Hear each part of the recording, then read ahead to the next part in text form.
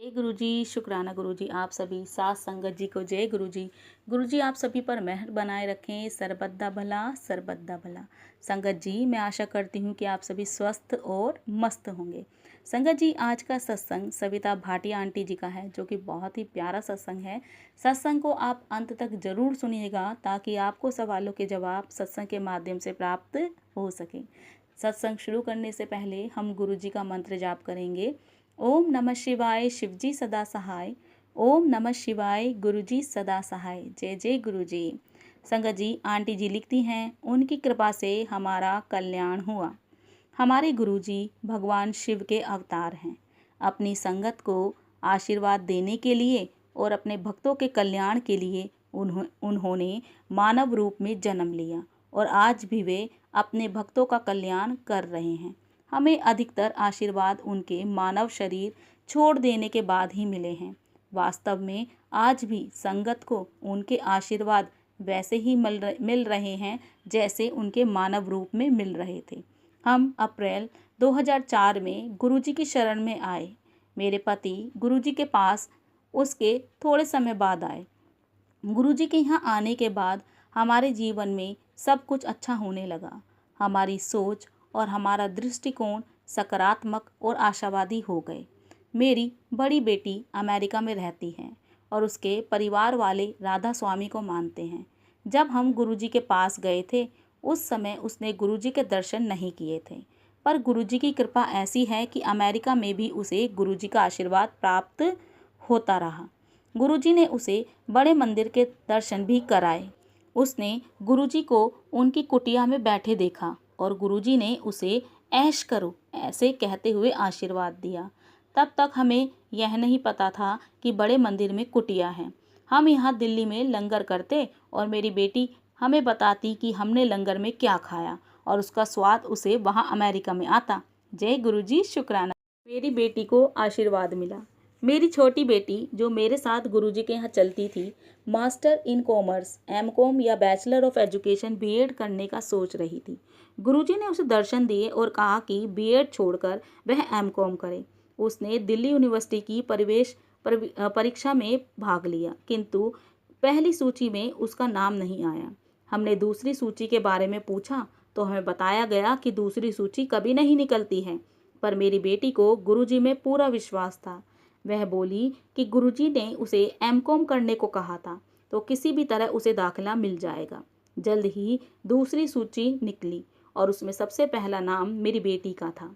गुरुजी की कृपा से, उनकी मेहर से ना सिर्फ उसको बल्कि अन्य विद्यार्थियों को भी दाखिला मिला। जय गुरुजी, शुक्राना गुरु। हमें गुरुजी के एक और सौभाग्यपूर्ण दर्शन हुए। उनकी समाधि से 2 सप्ताह पहले 14 मई 2007 को शाम को करीब 6:30 बजे गुरुजी ने कहलवाकर भेजा कि बड़ा मंदिर खाली किया जाए।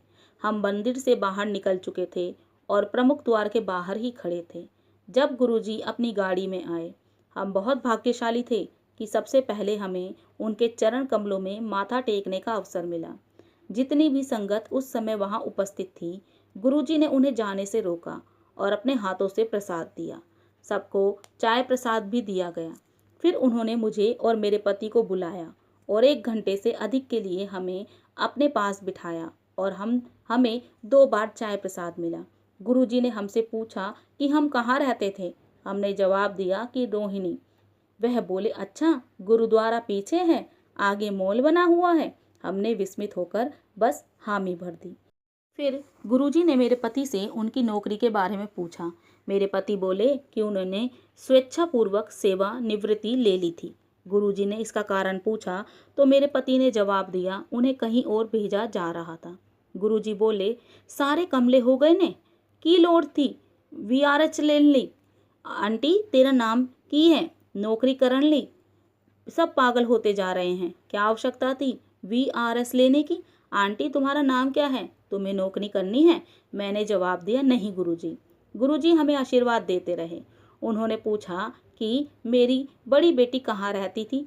उसके पति का परिवार भारत में कहाँ पर था और वह भारत कब आने की सोच रही थी। उस समय उन्हें भारत आने के लिए कठिनाइयों का सामना करना पड़ रहा था और उन्हें यह नहीं पता था कि भारत आने के बाद वह वापस जा पाएंगे या नहीं। गुरुजी ने उनके आने के बारे में पूछकर उनकी कठिनाइयां दूर कर दी। फिर गुरुजी ने मेरी छोटी बेटी के बारे में पूछा। मैंने जवाब दिया कि वह जैन पैक्ट में काम करती थी। इस पर गुरुजी तुरंत बोले, अच्छा जनपद सोनिया गांधी देखोल, अच्छा जनपद सोनिया गांधी के साथ। और फिर वह हंसने लगे। गुरुजी ने जेठरा अंकल को बुलाया और हमसे पूछा कि क्या हम उनको जानते थे। फिर वह बोले, मैंने इसे 3 बार न्यू लाइफ दी है। गुरुजी ने मेरी छोटी बेटी की शादी जेठरा अंकल के छोटे बेटे के साथ तय कर दी। उन्होंने हमें कहा कि प्रत्येक परिवार की ओर से 20-25 लोग होने चाहिए। शादी सादगी से की जाए और जुलाई महीने के आखिर में होनी चाहिए। उनके आशीर्वाद से आज बच्चे एक खुशहाल वैवाहिक जीवन व्यतीत कर रहे हैं। शादी की रस्मों के समय गुरुजी वहां स्वयं विद्यमान थे। शादी के स्थान पर हमें उनकी सुगंध आई। जब हमने मेरी बेटी की मेहंदी की रस्म की तस्वीरें देखी तो ये देखकर विस्मित हो गए कि उसमें गुरुजी की तस्वीर भी थी। दोनों की शादी गुरु पूर्णिमा के पावन दिन पर हुई। जय गुरुजी, शुक्राना गुरुजी। संगत जी, आंटी जी लिखती हैं, मेरे पति का जीवन बचाया। एक रात मेरे पति ने देखा कि उनकी मृत्यु हो गई है और यमलोक के दूत उन्हें लेकर जा रहे थे। तब गुरुजी आए और उनके हाथ से रोशनी की एक किरण निकलकर मेरे पति के चेहरे पर पड़ी और वे जीवित हो उठे। कुछ दिनों बाद मेरे पति को मुंह में छाले हो गए। दवाइयों से जब कोई सुधार नहीं हुआ तो परीक्षण कराए, जिससे पता चला कि उन्हें कैंसर था। वह बहुत डर गए। दर्शन में गुरुजी ने मेरे पति से कहा, डॉक्टर कंजर ने की करना है, जे करना है मैं करना है, चिकित्सक क्या कर सकते हैं, जो भी करना है मैं करूँगा। उसी समय जब मैंने टीवी चलाई तो एक कार्यक्रम आ रहा था जिसमें एक बाबा कह रहे थे, अगर तुम बीमार हो और तुम्हारे गुरु हैं तो तुम्हें बस उनमें 100% विश्वास रखना है और तुम ठीक हो जाओगे। हमने बस यह 2 पंक्तियाँ सुनी और वह कार्यक्रम समाप्त हो गया। पर हमें हमारे गुरुजी का संदेश मिल गया था। हमें संदेश से शक्ति और भरोसा मिला और हम 9 घंटे लंबी शल्य चिकित्सा के लिए तैयार थे। शल्य चिकित्सा के बाद रेडिएशन के दुष्प्रभाव के कारण मेरे पति की गर्दन से रक्त बहता था।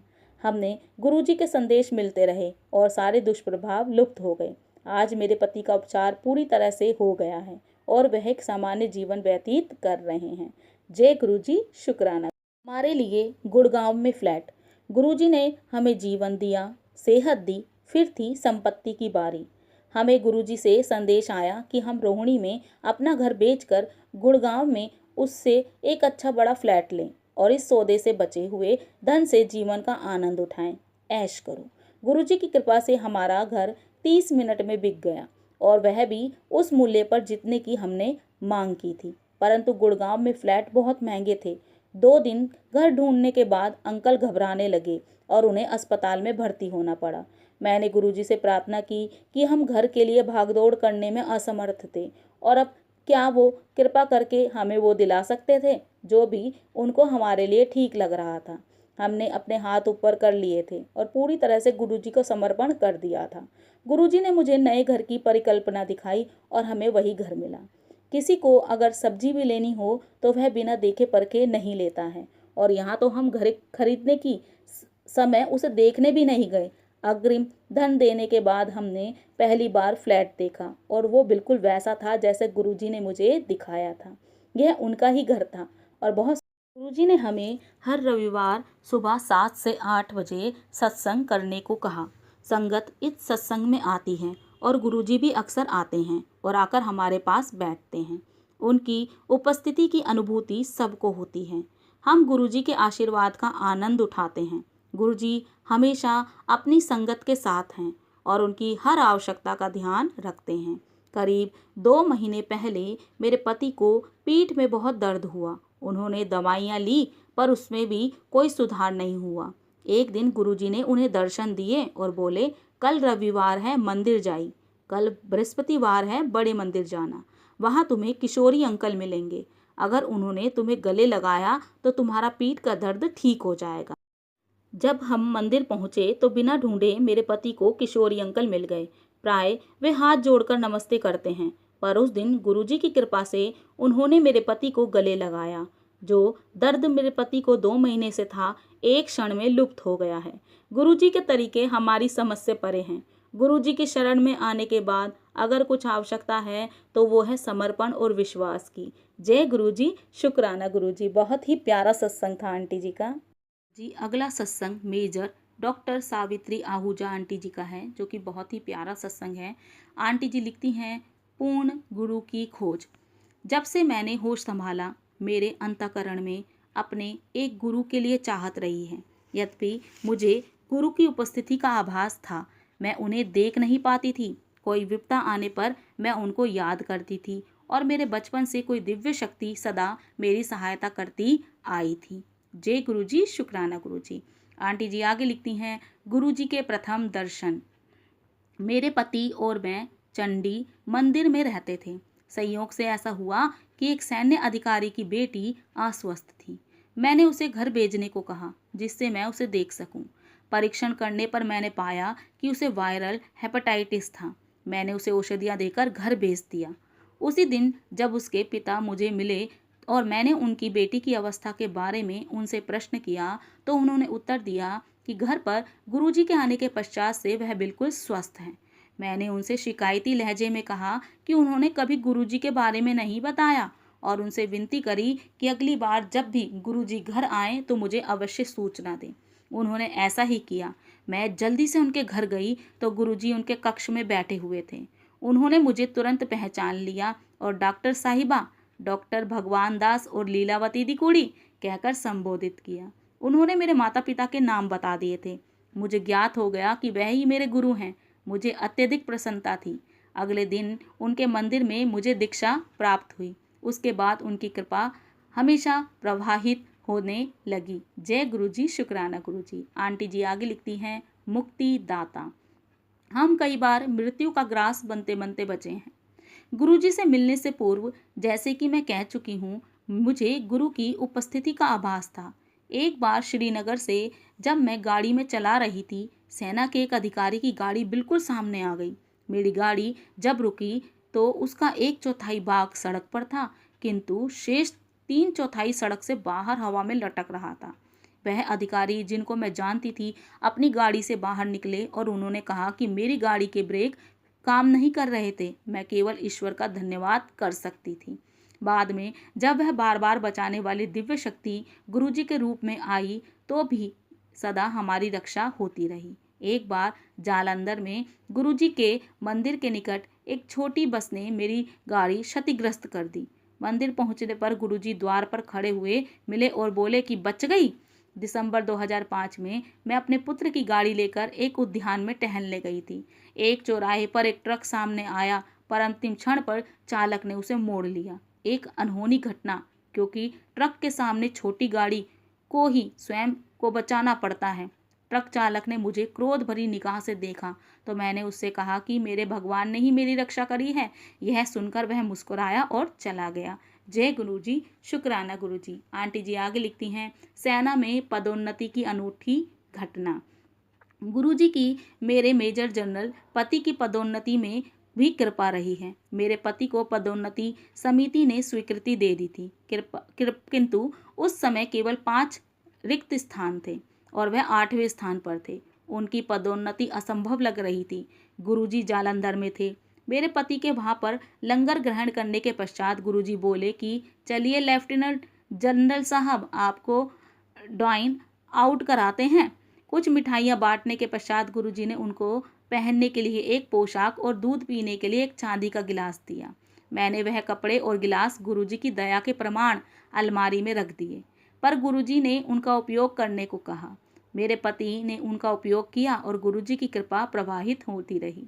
पदोन्नति से पूर्व 3 बार उनकी अवधि बढ़ाई गई। सेना में संभवतः ऐसा पहली बार ही हुआ हो। उनकी संचिका यानी कि फाइल अटकने के कारण विलंब हो रहा था। गुरुजी ने विलंब के कारणों को दूर करने के लिए मुझे दिल्ली भेजा। वहाँ पर मुझे एक जनरल साहब मिले जो स्वयं गुरुजी के अनुयायी थे। उनको स्थिति से अवगत कराने के उपरांत उनके कहने पर उस संचिका पर कार्यवाही हुई। कुछ ही दिनों में मेरे पति का लखनऊ स्थित सेना चिकित्सा कोर केंद्र में स्वयं में एक उत्तम स्थानांतरण हो गया। जय गुरुजी, शुक्राना गुरुजी। आंटी जी आगे लिखती हैं, विद्युत ऊर्जा के अभाव में स्टीरियो चला। लखनऊ में गुरुजी कुछ दिन हमारे साथ रहे थे। एक बार प्रातः 3 बजे फ्यूज जल गया। किसी कारणवश जनरेटर भी शुरू नहीं हुआ। सत्संग का समय हो रहा था और गुरुजी हमारे जीवन की दिव्य ज्योति हमारे बीच में बैठे थे। उन्होंने मेरी बेटी को स्टीरियो चलाने को कहा। उसने उनके कथन की अवहेलना करी क्योंकि विद्युत नहीं थी। गुरुजी के पुनरुक्ति करने पर उसने चलाया और वह अगले 4.5 घंटे बिना विद्युत के चलता रहा। जय गुरुजी, शुक्राना गुरुजी। संगत जी, अंकल जी, आंटी जी आगे लिखती हैं, भक्त का घर बनवाया। गुरुजी ने पंचकुला में हमारा घर भी बनवाया। जब उन्होंने मुझे ऐसा करने को कहा तो धन का अभाव था। मेरे पति ने भी इसमें अरुचि प्रकट की। उन्होंने शंका प्रकट की कि इसके लिए पैसे कहाँ से आएंगे और क्या गुरुजी धन की वर्षा करेंगे, किंतु ऐसा ही हुआ। बीज राशि के रूप में मेरे पति ने पुत्र के विवाह के उपरांत बचे हुए 40,000 रुपये दिए। फिर गुरुजी के संकेत पर मैंने सवधि योजना में डाले हुए धन का उपयोग किया। पुनः गुरुजी के तीसरी बार कहने पर मैंने अपने पास रखे हुए शेयर बहुत अच्छे दामों पर बेचे। अचानक पैसे का अभाव दूर हो गया था। गुरुजी ने पंचकुला में एक दुकानदार को सस्ते में सामान भी देने को कहा। शीघ्र ही घर बनकर तैयार हो गया था। मेरे पति को अपने प्रश्नों का उत्तर भी मिल गया था। गुरुजी ने हमारे लिए घर बना दिया था। यह तो उनका मंदिर है, हम तो केवल उसके रखवाले हैं। जय गुरुजी, शुक्राना गुरुजी। संगत जी, आंटी जी आगे लिखती हैं, भेंट में रेशमी कमीज। गुरुजी की कृपा से मेरे बच्चों के विवाह हुए। 1991 में चंडी मंदिर में मेरे ज्येष्ठ पुत्र मनोज के विवाह में गुरुजी पधारे थे। उनके कथन के अनुसार उसके 2 पुत्र हुए। जब चिकित्सकों ने गर्भ में पल रहे भ्रूण का लिंग बताने से मना कर दिया तो गुरुजी का कहा याद कर मैंने उनको यह बता दिया। इसी प्रकार गुरुजी ने अगले पुत्र अरविंद्र को एक पुत्र और पुत्री का आशीर्वाद दिया। उनके विवाह पर भी 1995 में गुरुजी ने नव दंपत्ति को आशीर्वाद दिया।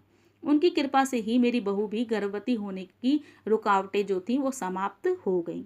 मेरे सबसे छोटे बेटे राहुल के विवाह में भी गुरुजी की अहम भूमिका रही है। वह छात्रवृत्ति लेकर अमेरिका में पढ़ रहा था।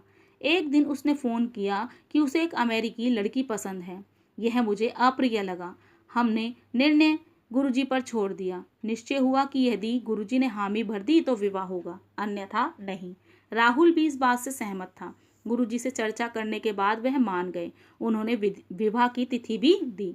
विवाह दिसंबर मास में दिन में होना तय हुआ। मेरे पति को पहनने के लिए गुरुजी ने एक सूती पैंट और एक रेशमी कमीज दिए थे। शीत ऋतु होने के कारण मेरे पति वह ना पहनकर सूट पहनना चाह रहे थे। अचंभे की बात है कि उस दिन बहुत गर्मी रही और सूट में आए हुए अतिथियों के लिए वह सहन करना कठिन हो रहा था। मेरे पति ने सिलवा कर गुरुजी वाले कपड़े पहने और उन्हें कोई बेचैनी नहीं हुई। जय गुरुजी, शुक्राना गुरुजी। आंटी जी आगे लिखती हैं, गुरुजी समय निर्धारित करते हैं। हमें जालंधर से लखनऊ शताब्दी से जाना था। हम गुरुजी के दर्शन के लिए गए थे। वहाँ उन्होंने हमें ट्रेन चलने के समय से आधा घंटा अधिक बिठा कर रखा। जब हम स्टेशन पहुँचे तो पता चला कि ट्रेन भी आधा घंटा देरी से चल रही है। इसी प्रकार एक बार हमें नोएडा से पंचकुला जाना था। हमें देर हो गई और घर से निकलते निकलते स्टेशन से शताब्दी के चलने का समय हो चला था। मेरे पति मार्ग में कहते रहे कि शताब्दी निकल गई होगी, पर कोई शक्ति खींचती हुई हमें स्टेशन तक ले गई। वहां पहुंचने पर हमारे शांतिपूर्वक ट्रेन में चढ़ने के बाद ही वह चली। मैंने इतनी तुच्छ बात के लिए गुरुजी को याद नहीं किया था, किंतु वह स्वयं सबका ध्यान रखते हैं। चंडी मंदिर में एक बार अचानक मैं गुरुजी के पास प्रातःकाल चली गई। मैंने सोचा था कि उनके दर्शन करने के बाद मैं सीधे अपने कार्य पर चली जाऊंगी। यद्यपि मुझे चिकित्सालय में 10:30 बजे तक होना चाहिए था। गुरुजी ने मुझे 11 बजे तक बैठा कर रखा। मैं भी संयम से प्रतीक्षा करती रही। जब मैं चिकित्सालय पहुंची तो मुझे बताया गया कि कोई रोगी नहीं आया था, क्योंकि सेना की सब महिलाएं चंडी मंदिर गई हुई थी, जहां एक जनरल निरीक्षण हेतु आए हुए थे। जय गुरुजी, शुक्राना गुरुजी।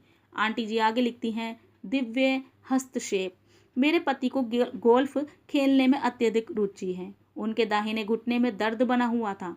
एक सहकर्मी ने एक्सरे करने के बाद देखा कि वहां की हड्डी पर अति बारीक दरार है, अतः उस पर प्लास्टर लगाने का सुझाव दिया। गुरुजी को बताए बिना मैंने उस प्रक्रिया के लिए मना कर दिया। गुरुजी ने अपना हाथ उनके घुटने पर फेरा और उनकी वेदना समाप्त हो गई। हम उनकी उपस्थिति से अति सौभाग्यशाली हैं। समस्त कठिनाइयों को समाप्त करके ने से लिए उस पर पूर्ण गुरु की एक निगाह पर्याप्त है। एक बार गुरुजी ने मुझे अपनी नाड़ी देखने को कहा तो उसका स्पंदन 40 प्रति मिनट आया। मैंने कहा कि यदि उनकी नाड़ी शून्य भी हुई तो मुझे कोई चिंता नहीं है, क्योंकि मुझे ज्ञान है कि वह दिव्य रूप हैं और इस पृथ्वी की भौतिक परिभाषाएं उनके लिए अर्थ विहीन हैं। जय गुरु जी, शुक्राना गुरु जी। बहुत ही प्यारा सत्संग था आंटी जी का। और संगत जी, मैं आज अपनी वाणी को यहीं विराम दूंगी। जय गुरु जी, शुक्राना गुरु जी। ओम नमः शिवाय। शिव जी सदा सहाय। ओम नमः शिवाय। गुरु जी सदा सहाय। जय जय गुरु जी।